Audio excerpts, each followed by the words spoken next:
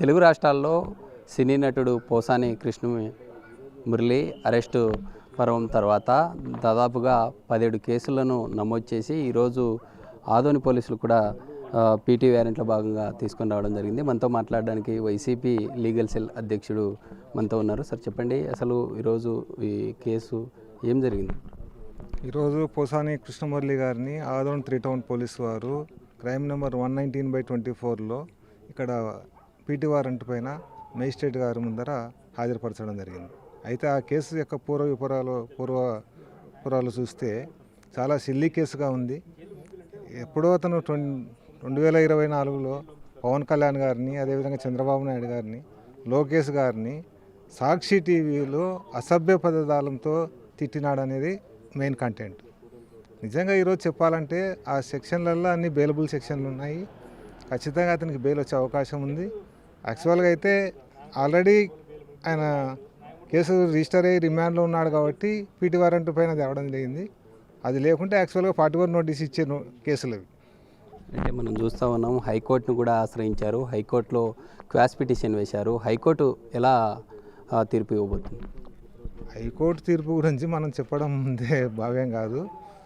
హైకోర్టులో క్యాష్ కావడానికి అవకాశం ఉంటే, రీజన్స్ ఉంటే ఖచ్చితంగా క్యాష్ చేస్తారు. దానిలో ఎలాంటి అభ్యంతరం ఉండదు.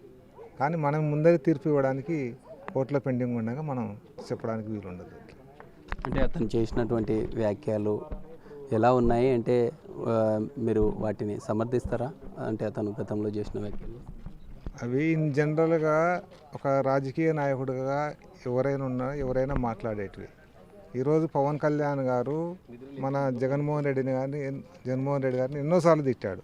మరి జగన్మోహన్ రెడ్డి గారి పైన ఎందుకు అతను తిట్టిన కేసులో పవన్ కళ్యాణ్ గారిని ఎందుకు కేసు రిజిస్టర్ చేయడం లేదు? అతన్ని ఎందుకు అరెస్ట్ చేయడం లేదు? అంటే కేవలం ఇది రెడ్ బుక్ రాజ్యాంగం. రెడ్ బుక్ రాజ్యాంగం అంటే ఏమంటే, ఈరోజు రాష్ట్ర ప్రభుత్వము వాళ్ళు ఎన్నికల్లో అమలుకు హామీలు ఇచ్చి ఈరోజు ప్రభుత్వం ఏర్పాటు చేయడం జరిగింది. ఈరోజు ప్రజలు సంక్షేమ పథకాల కోసం ఎదురు చూస్తూ ఉన్నారు. ఈ సంక్షేమ పథకాలను వాళ్ళు అమలు చేయలేక ప్రజలను భయభ్రాంతులకు గురి చేయడానికి ఇలాంటి వ్యక్తులను ఎన్నుకొని అక్రమ కేసులు బనాయిస్తూ ఉన్నారు. అంటే ఇలాంటి వ్యక్తులే గవర్నమెంట్ ఎన్నుకోలేనప్పుడు సామాన్య ప్రజలు ఏమనుకుంటారు? ఎదుర్కోవడం కష్టం. కాబట్టి నోరు మూసుకొని కూర్చోవాలి సామాన్య ప్రజలందరూ అని చెప్పేసి ఇలాంటి వ్యక్తులను టార్గెట్ చేయడం జరుగుతాం. మనం చూస్తూ ఉన్నాం, దాదాపు రాష్ట్ర వ్యాప్తంగా 17 కేసులు నమోదయ్యాయి. ఈరోజు 3వ కేసులో భాగంగా పీటీ వ్యారెంట్లో భాగంగా విచారణ నిమిత్తం తీసుకొని రావడం జరిగింది. రానున్న రోజుల్లో 17 స్టేషన్లకు పోసాని కృష్ణమురళి తిరిగే ఛాన్స్ ఉంటుందా, లేదా కోర్టులు అతనికి బెయిల్ ఇచ్చే ఛాన్స్ ఉంటుందా? బెయిలబుల్ కేసులలో ఖచ్చితంగా కోర్టులు బెయిల్ ఇస్తాయి, దాంట్లో అనుమానమే లేదు. అదేవిధంగా చాలా సందర్భాల్లో సుప్రీంకోర్టు క్లియర్గా చెప్పింది, ఒకే తరహా కేసులు వివిధ రకాల ఎఫ్ఐఆర్లు రిజిస్టర్ చేయకూడదని. ఒకవేళ ఈ కేసు వాళ్ళు రిజిస్టర్ చేసినా కూడా భవిష్యత్తులో అది ఒకే కేసు కిందగానే భావించి ట్రయల్ జరగడానికి అవకాశం.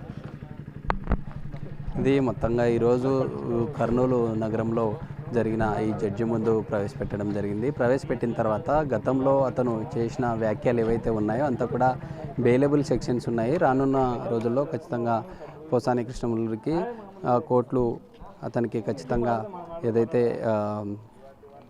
బెయిల్ ఉంటుందో బెయిల్ను ఇచ్చే అవకాశాలు ఉంటాయి. లేని పక్షంలో ఇప్పటికే హైకోర్టులో కూడా క్వాష్ పిటిషన్ వేయడం జరిగింది. హైకోర్టు కూడా అతనికి బెయిల్ ఇచ్చే ఛాన్స్ ఉందని తెలుపుతున్నటువంటి పరిస్థితి. జర్నలిస్ట్ రాజుతో శ్రీరామ్, బిగ్ టీవీ, కర్నూలు నుంచి.